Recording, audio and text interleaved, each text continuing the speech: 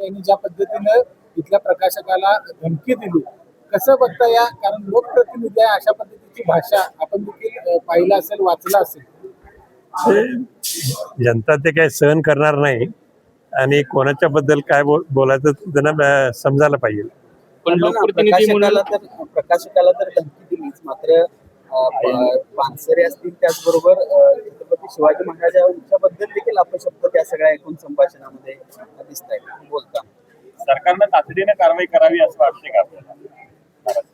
आता जी काय कारवाई शासनाला योग्य वाटते त्यांना लवकर विचार केलाच पाहिजे त्यांनी. आणखीन तिथेही आपण पाहतोय की कधी कधी काही गोष्टी लगेच होत नाहीत.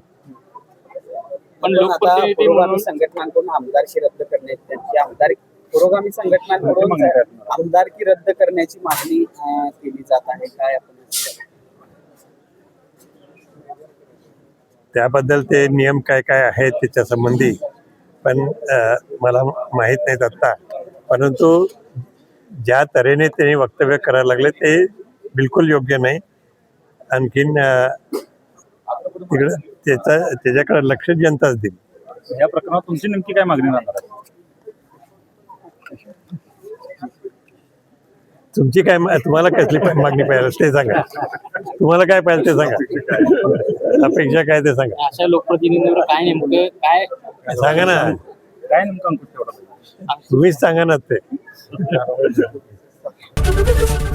एबीपी माझा, उघडा डोळे बघा नीट.